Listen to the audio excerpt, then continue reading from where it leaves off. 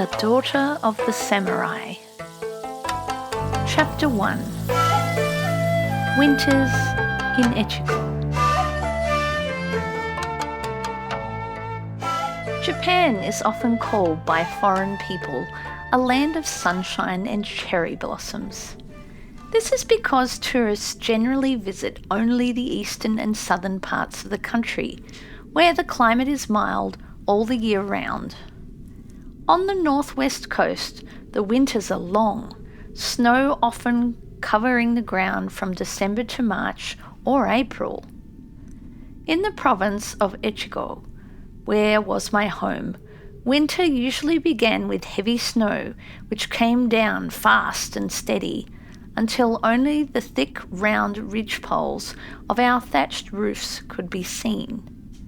Then groups of unskilled labourers with straw mats over their shoulders and big woven hats that look like umbrellas came and with broad wooden shovels cut tunnels through from one side of the street to the other. The snow was not removed from the middle of the street all winter. It lay in a long pile, towering far above the housetops. The unskilled workers cut several steps, for they were carrying snow at intervals all winter, and we children used to climb up and run along the top. We played many games there, sometimes pretending we were knights rescuing a snowbound village, or fierce brigands stealing upon it for an attack. But a still more exciting time for us was before the snow came, when the entire town was making preparations for winter. This always took several weeks, and each day we went to and from school, we would stop to watch the unskilled labourers busily wrapping the statues and small shrines along the street in their winter clothing of straw. The stone lanterns and all the trees and bushes of our gardens were enclosed in straw, and even outside walls of the temples were protected by sheets of matting fastened on with strips of bamboo or immense nettings made of straw rope. Every day the streets presented a new appearance, and by the time the big carved lions at the temple steps were covered, we were a city of grotesque straw tents of every shape and size, waiting for the snow that would bury us for 3 or 4 months. Most large houses had thatched roofs with wide eaves, but the shops on the street had shingled roofs weighted with stones to prevent avalanches when the snow began to melt in the spring. Above all the sidewalks extended a permanent roof, and during winter the sidewalks were enclosed by walls of upright boards, with an occasional panel of oiled paper which turned them into long halls where we could walk all over town in the stormiest weather, entirely protected from wind and snow. These halls were dim, but not dark, for light shines through snow pretty well, and even at the street corners where we crossed through the snow tunnels, it was light enough for us to read good-sized characters. Many a time, coming home from school, I have read my lessons in the tunnel, pretending that I was one of the ancient sages who studied by snowlight. Ichigo, which means behind the mountains, is so shut off from the rest of Japan by the long Kiso range that during the early feudal days it was considered by the government only a frozen outpost suitable as a place of exile for offenders too strong in position or influence to be treated as criminals. To this class belonged reformers. In those days, Japan had little tolerance for reforms either in politics or religion, and an especially progressive thinker at court or a broad-minded monk was branded as equally obnoxious and sent to some desolate spot where his ambitions would be permanently crushed. Most political offenders that were sent to Ichigo either filled the graves of the little cemetery beyond the execution ground or lost themselves in some simple home among the peasants. Our literature holds many a pathetic tale of some rich and titled youth who, disguised as a pilgrim, wanders through the villages of Ichigo, searching for his lost father. The religious reformers fared better, for they generally spent their lives in working quietly and inoffensively among the people. Some founders of new Buddhist sects, exiled for a lifetime, were men of great ability, and gradually their beliefs spread so widely that Etsuko became known all over Japan as the stronghold of reformed Buddhism. From earliest childhood, I was familiar with priest tales and was accustomed to seeing pictures of images cut on the rocks or carved figures standing in caves on the mountain sides, the work of the tireless hands of those ancient monks. My home was in the old castle town of Nagaoka. Our household consisted of my father and mother, my honoured grandmother, my brother, my sister, and myself. Then there was Chia, my father's head servant, and my nurse, Ishi, besides Kin and Toshi.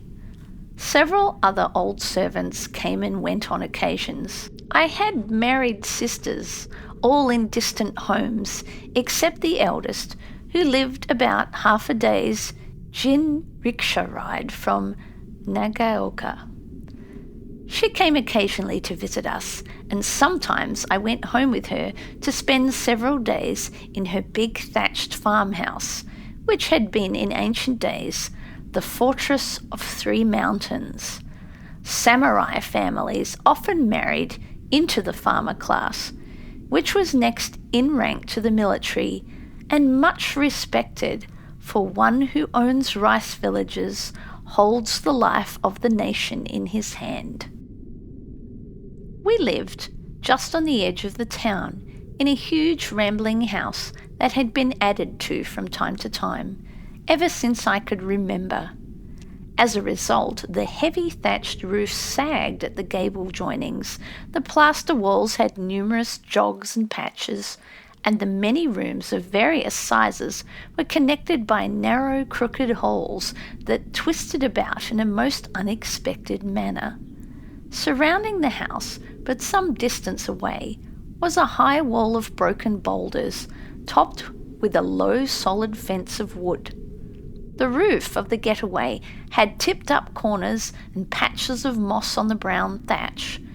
It was supported by immense posts, between which swung wooden gates with ornamental iron hinges that reached halfway across the heavy boards. On each side, there extended for a short distance a plaster wall pierced by a long, narrow window with wooden bars. The gates were always open during the day, but if at night there came knocking and the call, "Tanomo!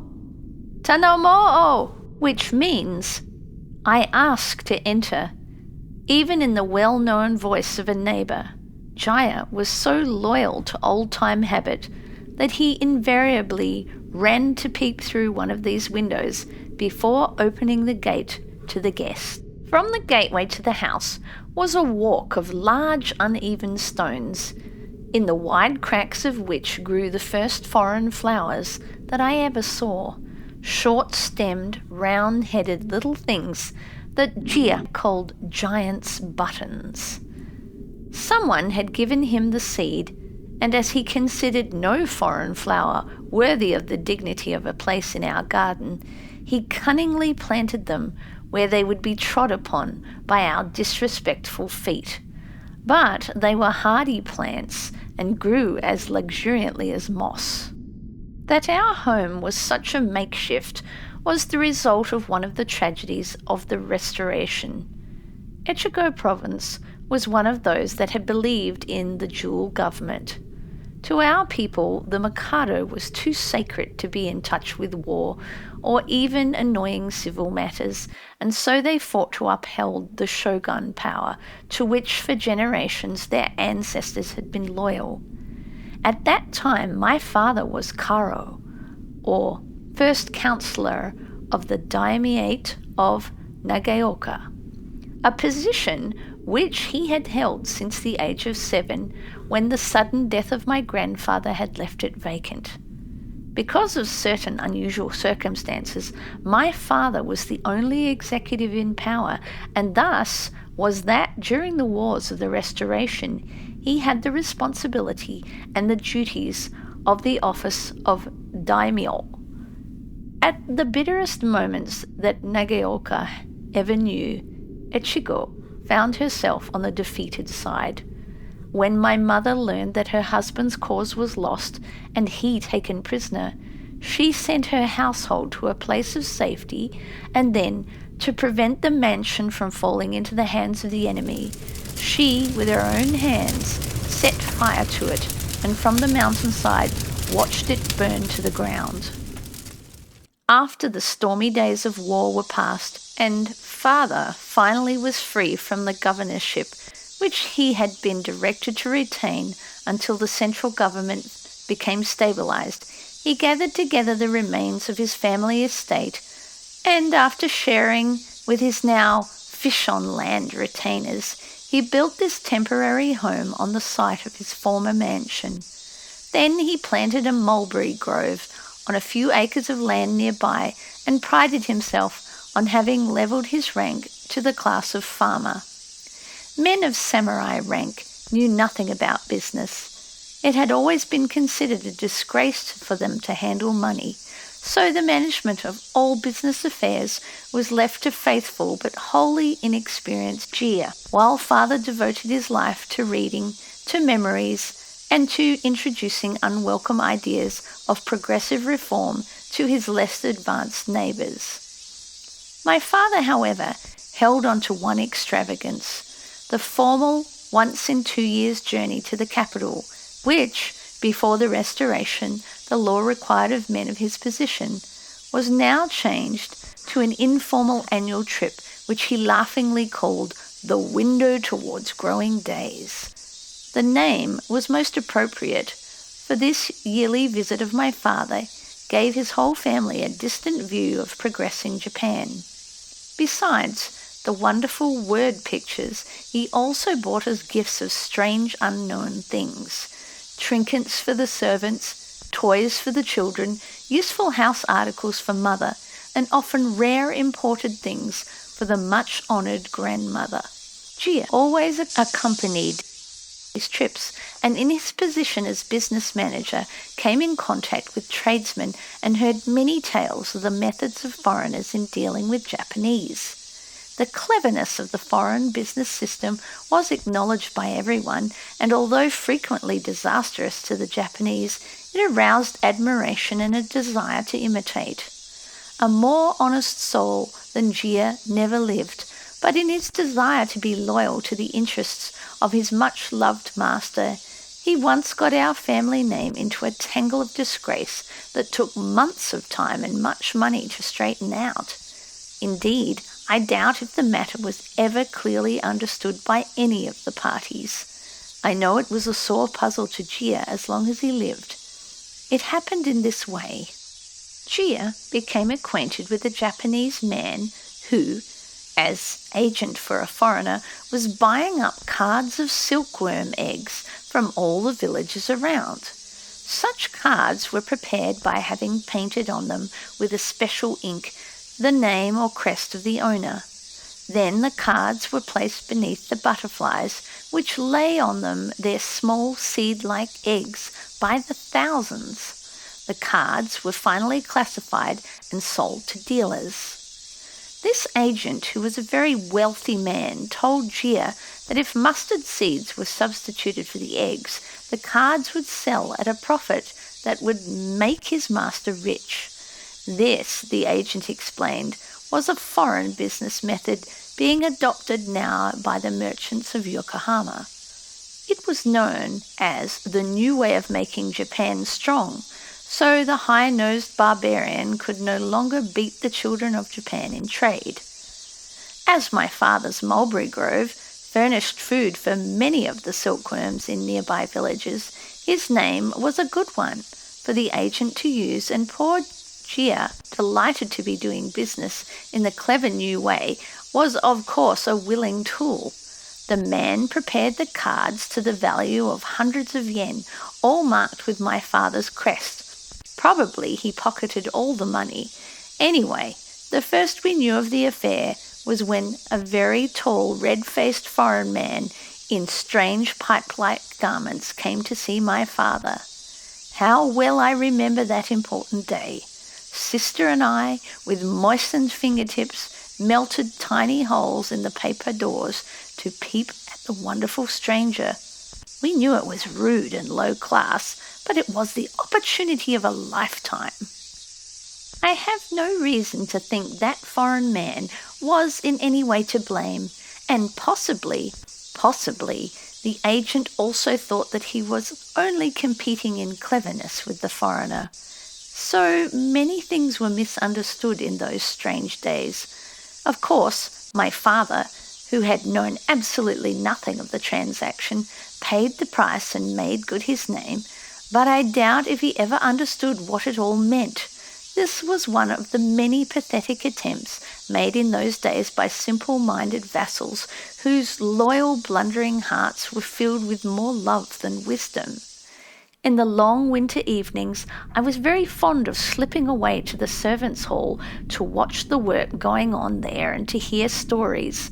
One evening, when I was about 7 years old, I was hurrying along the zigzag porch leading to the part of the house where I heard voices mingling with the thuds of soft snow being thrown from the roof. It was unusual to have the roof cleared after dark, but Gia was up there arguing with the head worker and insisting that the work must be done that night. "At the rate the snow is falling," I heard him say, "it will crush the roof before morning." One of the workers muttered something about it being time for temple service, and I noticed the dull tolling of the temple bell. However, Gia had his way, and the men went on with the work. I was astonished at the daring of the worker who had ventured to question Gia's command. To my childish mind, Gia was a remarkable person who was always right and whose word was law. But with all my respect for his wisdom, I loved him with all my heart, and with reason, for he was never too busy to twist up a straw doll for me or to tell me a story, as I sat on a garden stone watching him work.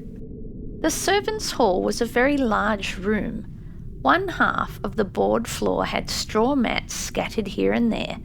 This was the part where the spinning, rice grinding, and the various occupations of the kitchen went on. The other half, where rough or untidy work were done, was of hard clay. In the middle of the room was the fireplace, a big clay-lined box sunk in the floor with a basket of firewood beside it. From a beam high above hung a chain from which hung various implements used in cooking. The smoke passed out through an opening in the centre of the roof, above which was a small extra roof to keep out the rain. As I entered the big room, the air was filled with a buzz of work mingled with chatter and laughter. In one corner was a maid grinding rice for tomorrow's dumplings. Another was making padded scrub cloths out of an old kimono. Two others were tossing from one to the other the shallow basket that shook the dark beans from the white, and a little apart from the others sat Ishi, whirling her spinning wheel with a little tapping stick. There was a rustle of welcome for me, for the servants all liked a visit from Etsuko-sama, as they called me. One hurried to bring me a cushion, and another tossed a handful of dried chestnut hulls on the glowing fire. I loved the changing tints of chestnut hull embers and stopped a moment to watch them. "Come here, Etsuko-sama," called a soft voice. It was Ishi. She had moved over onto the mat, leaving her cushion for me. She knew I loved to turn the spinning wheel, so she pushed the cotton ball into my hands, holding her own safely over it. I can yet feel the soft pull of the threads slipping through my fingers as I whirled the big wheel. I am afraid that I spun a very uneven thread, and it was probably fortunate for her work that my attention was soon attracted by Gia's entrance. He pulled a mat over to the clay side of the room, and in a moment was seated with his foot stretched out, holding between his toes one end of the rope he was twisting out of rice straw. "Gia-san," called Ishi, "we have an honoured guest." Gia looked up quickly, and with a funny bobby bow above his stretched rope, he smilingly held up a pair of straw shoes dangling from a cord. "Ah!" I cried, jumping up quickly and running across the clay floor to him. "Are they my snowshoes? Have you finished them?"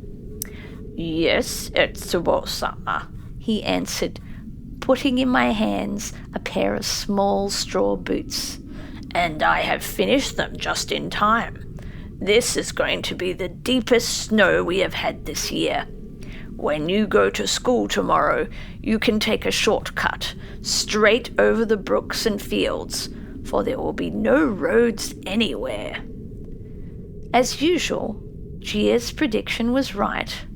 Without our snow boots, we girls could not have gone to school at all. Moreover, his patience with the workers had saved our roof, for before morning 5 feet more of snow filled the deep-cut paths and piled on top of the long white mountain in the street. End of part 1. If you are enjoying our audiobooks, please take the time to press like, leave a comment, or subscribe, or send this channel to your friends who also enjoy listening to audiobooks. Thank you.